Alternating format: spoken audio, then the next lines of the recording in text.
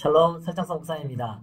오늘 GBS 2과 수련의 GBS 2과 이것이 내가 사는 법이라는 제목의 공과 나누도록 하겠습니다.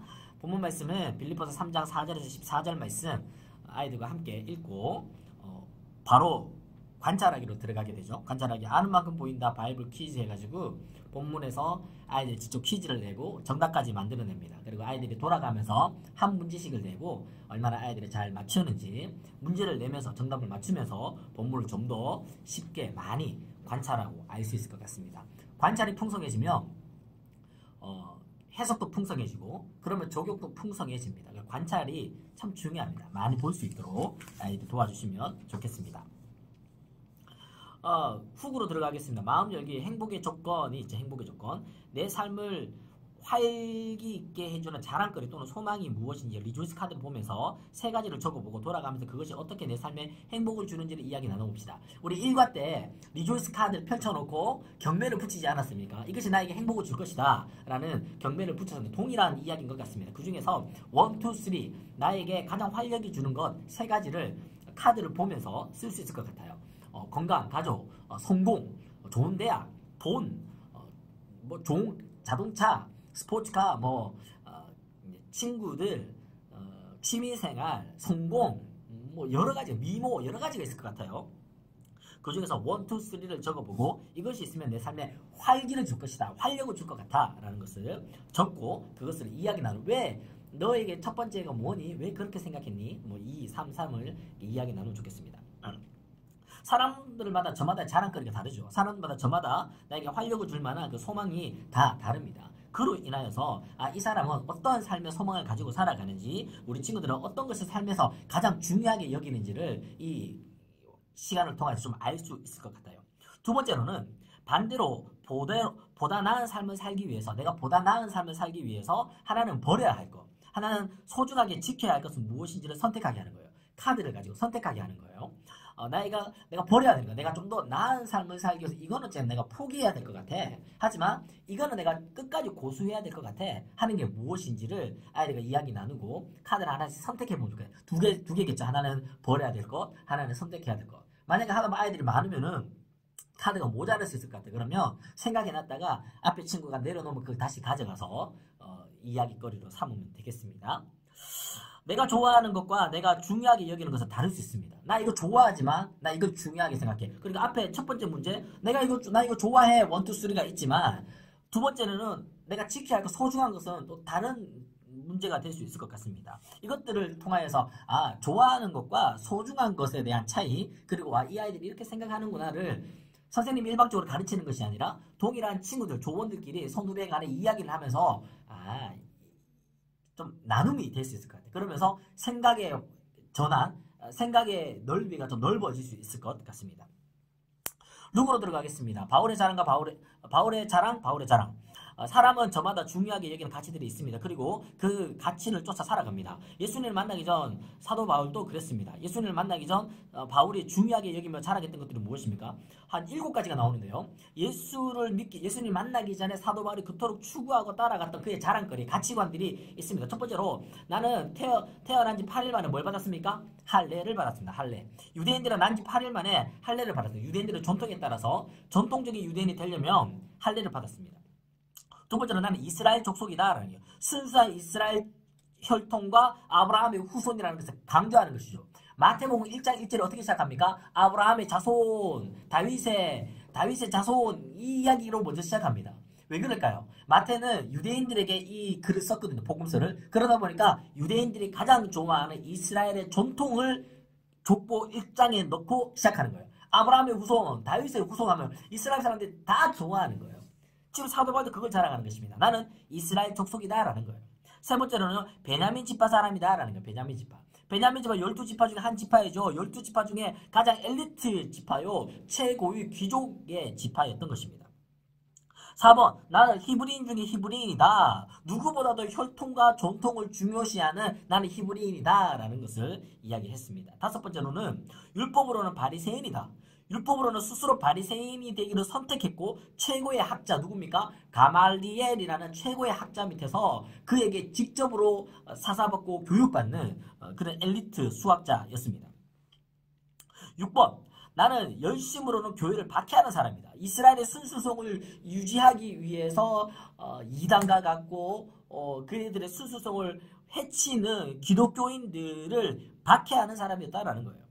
7번째는 나는 율법의 의로는 흠이 없는 사람이다. 율법을 내가 그렇게 잘 지켰다. 율법이 613가지에 지켜야 되는 항목들이 이것을 내가 철저하게 잘 지켰다라는 거예요. 실제로 제가 이스라엘의 예루살렘에 방문을 했을 때에 사밧이라고 하는 게 이제 토요일이 안식일이잖아요.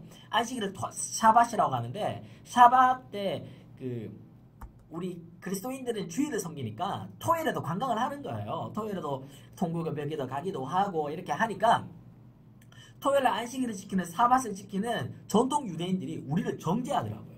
관광버스를 가로막아요. 가로가면서 사밧 그래요. 그게 뭔 말이지? 안식일이다 라는 거예요. 지금 안식일이다, 돌아다니지 마라, 안식일이다, 관광하지 마라, 이런 식으로 강하게 우리를 저주하더라고요. 실제로 사밧 때는요 거리에 상점도 문이 하나도 안 됩니다. 실제로 사밧에는 전통 유대인들이 사는 동네 자체가 삭막할 정도로 조용합니다. 율법을 그렇게 철저하게 지켰던 것이죠. 이게 사도 바울이 자랑거리였습니다. 언제? 예수를 만나기 전에. 본문에서 사도 바울이 자랑했던 총 7가지인데 이는 다시 크게 2가지로 나눌 수 있습니다. 첫 번째는 내가 태어날 때부터 물려받은 것, 두 번째는 내가 노력해서 이룬 것입니다. 2가지를 어떻게 나눌 수 있을까요? 태어날 때부터 물려받은 것은 난 태어난 지 8일 만에 할례받았다, 이스라엘 족속이다, 베냐민 지파다, 히브리족의 히브리인이다. 이건 태어날 때부터 그는 정체성으로 갖게 된 것입니다. 그가 노력해서 이룬 것은 무엇입니까? 율법으로는 바리새인, 열심으로는 교회를 박해하고 율법의 의로는 흠이 없는 자. 그의 삶이 주어졌던 그 삶의 환경에서 더 뛰어나고 더 열심히 노력해서 이걸 이루어 갔던 것입니다. 앞서 바울의 자랑이 3번입니다. 앞서 바울이 자랑했던 것들이 당시 교회 안에 다른 복음을 줬던 율법주의자들에게는 가장 부러워할 만한 것들이죠. 율법주의자들에게 봐서는 와, 사도 바울 진짜 대단하다 너. 그런데 바울은 이들 앞에서 자신이 가진 것을 자랑한 이후 7, 8절에 충격적인 이야기를 합니다. 엄청난 자랑을 빠바바 하고 난 다음에 우와, 사람들은 우와 대단하다, 열등감이 든다, 이 정도로 자랑을 했는데 그가 대반전이 일어나요. 7, 8절 어떻게 이야기합니까? 이제는 유익하던 것들을 이제는 뭐로 여긴다고요? 해로 여긴다는 거예요. 2번, 모든 것을 자발적으로 의도적으로 잃어버렸다, 버렸다라는 거예요. 3번, 이제는 그 모든 것들이 내게는 마치 배설물처럼 여겨진다라는 겁니다. 해로 여긴다라는 표현이 무엇입니까? 전에는 이것들이 나에게 플러스다, 내 삶의 플러스요, 유익이요, 자랑거리였다면 이제는 내 삶의 마이너스라는 거예요. 이것이 나에게 더 이상 어떤 유익이나 플러스가 되지 않는다라는 거예요. 쉽게 말해서 이게 나에게 손해가 된다는 거예요. 손해가 된다. 그리고 바울이 이 모든 것들이 자발적으로 잃어버렸다. 뭐죠? 내가 스스로 버렸다는 거예요. 버렸다. 손해가 되니까 버려버리는 거죠. 뿐만 아니라 바울의 생각 속에서는 그 모든 것들을 배설물과 같이 더럽고 가치 없는 것으로 여겼다라는 거예요. 더럽고 가치 없는 것으로 여겼다라는 거예요. 즉 바울은 자신의 기준이 완전히 달라졌습니다. 내 삶의 방향과 기준이 완전히 달라졌습니다. 4번, 바울이 평생을 자랑하고 추구하던 것들을 더 이상 중요하게 여기지 않고 오히려 배설물로 여긴다고 말할 수 있었던 것은 이전 것과 비교할 수 없는 엄청난 가치를 찾았기 때문입니다. 이제는 내가 그토록 태어나면서부터 또 내 삶의 이후에 열심히 노력으로 취하고 가지려고 했던 그 모든 것들을 내가 배설물로 여기는 이유는 이거보다 더 가치 있는 것을 내가 발견했기 때문이다 라는 거죠. 이전에 제가 수요일부터 한번 얘기한 적이 있는 것 같은데 이 방에, 이 공간 안에 10,000원짜리 지폐가 가득한 거예요. 그래가지고 봉다리 하나를 주고 시간 5분 주겠다. 시간 5분 줄 테니까 10,000원짜리를 네가 이 작은 봉다리 안에 넣을 수 있을 만큼 넣어라. 그리고 5분 동안 넣은 것은 니한테 다 주겠다. 그렇게 한 거예요. 얼마나 좋습니까? 막 작은 봉다리 안에 어떻게든 10,000원짜리 차곡차곡 예쁘게 얼마나 많이 넣겠냐고요. 한 2, 3분 됐나? 이제 막 시간 1, 2분밖에 안 남았으니까 막 더 열심히 넣으려고 하는데 한 사람이 들어와가지고 귀에다 대고 속닥속닥 얘기하는 거예요. 바빠 죽겠는데 왜야? 속닥속닥 하니까 갑자기 이 사람이 그 이야기를 듣더니 막 봉다리 안에 있는 10,000원짜리 다 버리는 거예요. 막 빼는 거예요. 막 탈탈탈 털고 그 방을 팍 나가버리는 거예요. 왜 그랬을까요? 도대체 무슨 말을 들었을까요? 옆방에 50,000원짜리 있다? 이해되십니까? 내가 10,000원짜리 아무리 쑤셔 넣을 필요가 없어요. 왜? 옆방에 50,000원짜리 있거든요. 비워낼수록 한 장이라도 더 비워낼수록 옆방에 5만 원짜리를 채워 넣을 수 있는 것입니다. 사도 바울이 지금 5만 원짜리 발견한 거예요. 그러니까 만 원짜리 다 비워내는 거죠. 아니 5만 원보다 더 가치 있는 주 그리스도 예수를 아는 지식이 가장 고상하기 때문이라. 그래서 내가 그토록 취하던 것들을 배설물로 여기는 것이죠. 손해로 여기는 거죠. 의도적으로 버려버리는 것이죠. 5번입니다. 바울에게 예수 그리스도를 아는 지식을 가장 기쁜 소식, 즉 복음이었습니다. 왜 이 지식이 그토록 놀랍고 고상한 기쁜 소식이었을까요? 예수 그리스도의 이름 안에 있는 놀라운 세 가지 비밀. 예수 그리스도 이름 안에 있는 놀라운 비밀 세 가지가 있어요. 첫 번째는 지금까지 쫓던 모든 것이 헛된 소망임을 깨닫게 되는 거예요. 예수 그리스도를 만나게 되니까 내가 이때까지 그토록 쫓아가는 모든 삶이 헛되구나. 헛되구나. 인생의 말미에 대해서 그토록 부귀영화를 두서 솔로몬이 뭐라고 이야기합니까? 헛되고 헛되면 헛되고 헛되니 모든 것이 헛되도다. 2번입니다. 세상에 가득 찬 헛된 소망에서 건져주신 유일한 길, 진리, 생명이 누굽니까? 예수님임을 알게 되는 거예요. 이 세상의 헛된 소망에서 나를 구원해 주실 분은 오직 예수님밖에 없다라는 것을 깨닫게 된 것입니다. 세 번째로 하나님이 가장 원하시고 기뻐하시는 모습은 예수님을 따르고 예수님을 전하는 것이다. 하나님부터 원하는 것은 무엇입니까? 이 참된 소망, 이 기쁜 소식, 예수님을 따르고 네가 예수님을 벗어나지 않고 예수님 열심히 따르면서 이 사실을 모르는 수많은 사람들에게 예수님을 전해주라는 거예요. 옆방에 5만 원짜리 있다는 걸 알려주라는 거예요. 6번입니다. 바울의 이 모습을 바울뿐 아니라 모든 그리스도인들이 깨닫고 누려야 하는 모습입니다. 그러나 안타깝게도 이것을 모른 채 신앙생활하는 사람들이 있습니다. 예수님을 믿지만 여전히 나의 가치를 더욱 중요하게 여기는 사람들입니다. 이것이 우리가 경계해야 할 기복주의 신앙입니다. 라는 거예요. 이 사실을 모른 채 여전히 나의 가치, 이거 있으면 나 행복할 것 같아 라는 것만 쫓아가는 삶이 있습니다. 이것은 우리가 좀 경계해야 되는 기복주의 신앙인데, 예를 들어서 두 가지를 얘기해 볼까요? 대학을 최고의 가치로 여기는 사람이 있습니다. 우리 고등학생들이잖아요. 입시를 앞두고 있잖아요. 대학을 최고의 가치로 여기는 사람, 기복주의 신앙인가? 예수님이라면 어떻게 하실까를 우리가 두 개를 비교해 보는 거예요. 기복주의 그리스도인들은 가장 중요한 기도가 뭘까요? 내가 대학을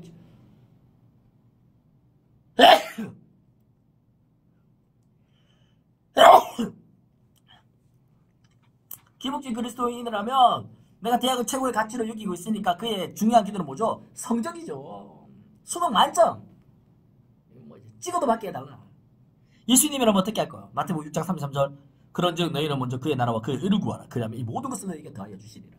무엇을 먹을까, 무엇을 입을까, 무엇을 마실까 염려하지 마라. 하늘에 새를 봐라. 땅에 들풀을 봐라. 누가 아냐, 먹여주냐. 하나님이 다 먹이고 살려주시지 않느냐. 두 번째로는 기복주의 그리스도인들은 신앙생활 열심히 하는 이유가 뭡니까? 대학교, 샤대학교 이렇게 할 수 있겠죠. 하지만 고린도전서 10장 31절에 그런즉 너희가 먹든지 마시든지 무엇을 하든지 다 하나님의 영광을 위하여서 하라. 나보다 좋은 대학 간 사람을 보면 어떤 마음이 들까요? 열등감이 들죠. 비교의식, 자존감이 확 떨어집니다. 쪽팔리면 부끄러워요. 내가 바보 같아요. 내가 초라해 보여요. 하지만 빌립보서 2장 3절 말씀에 오직 교사란 마음으로 각각 자기보다 남을 낮게 여기고 잘됐다, 축하한다, 함께 기뻐해 줄 수 있는 것이죠. 나보다 안 좋은 대학 친구를 봤습니다. 뭐 때문에? 우쭐하는 거죠. 내가 더 좋은 대학 갔다라는 거죠. 교만해지는 거죠. 근데 빌립보서 2장 3절에 오직 겸손한 마음으로 각각 자기보다 남을 낮게 여기라. 겸손한 마음을 갖게 되는 것입니다. 기복주의 신앙인들은 원하는 대학을 간다면요, 만족합니다. 나 잘했다. 나 봤지. 잡법. 하지만 예수님이라면요, 나를 능하게 하신 그리스도 예수 우리 주께 내가 감사함은 나를 충성되게 여겨 내 죽음을 맡겨주고 감사합니다. 기복주의 그리스도인들은 원하는 대학을 못 간다면 어떻게 될까요? 좌절합니다. 우울합니다. 절망합니다. 나 같은 게 이게 뭐야? 하지만 예수님이라면요, 하나님께서 지으신 모든 것이 선함에 감사함으로 받으면 버릴 것이 없다. 오히려 그 속에서도 감사를 발견하고 하나님의 섭리를 신뢰하게 되는 것이죠. 돈을 최고의 가치로 여기는 사람도 마찬가지입니다. 기복주의 신앙에는 가장 중요하게 여기는 뭘까요? 돈 많이 벌게 해달라, 성공하게 해달라 하겠죠. 신앙생활 하는 이유는 내가 부자 되는 겁니다. 내가 돈 많이 벌면 하나님 축복해 주시면 내가 헌금도 많이 하고 선교도 하고 교회 건축도 하고 이런 생각들을 할 거예요. 나보다 많은 돈을 가진 사람 보면 내가 뭐야? 난 너무 가난해. 나는 뭐 그렇게 생겨. 열등감. 나보다 돈이 없는 사람 보면 교만해. 우쭐해지고 그밖에 못 벌었어? 뭐 이렇게 뭐 얘기하겠죠. 원하는 만큼 돈을 번다면 자기 나 부자다 만족하면서 거기에 행복해하면서 거기에 만족하면서 살겠지만 원하는 만큼 돈을 벌지 못한다면 좌절하고 우울해지고 뭐 자기에 대해 열등감을 가지고 뭐 이런 생각들을 가지지 않겠냐. 이것들을 아이들과 함께 나누면서 이야기해보는 것입니다. 마지막 결론입니다. 이것이 내가 사는 법, 복음의 비밀, 예수님을 아는 그리스도인은 어제와 전혀 다른 오늘을 살아갑니다. 그리고 그렇게 살아갈 때 세상이 알 수도 또 줄 수도 없는 기쁨을 누리게 됩니다. 복음으로 바뀌어야 하는 모습, 내 모습을 이야기해봅시다. 혹시 우리 안에 기복주의적인 그런 신앙의 모습은 없습니까? 그 이야기를 나누고 어제와 전혀 다른 오늘을 살아가야 할 텐데 수련의 첫째 날 밤을 보내고 둘째 날을 맞이한 우리 어떤 삶으로 우리가 바뀌어야 하는지를 이야기 나눠보면 좋겠습니다. 2번 다시 강조하지만 이것은 예수님을 아는 사람의 특권입니다. 그래서 바울은 오늘도 예수님을 알아가기에 힘쓴다고 말했습니다. 예수님을 알기 위해 내가 할 수 있는 것은 무엇입니까? 예수님을 더 많이 알고 깨닫게 되고 풍성해지면 풍성해질수록 우리의 삶의 가치가 영원히 더 달라지는 것이죠. 예수님을 내가 더 잘 알기 위해서는 어떻게 할 수 있을까?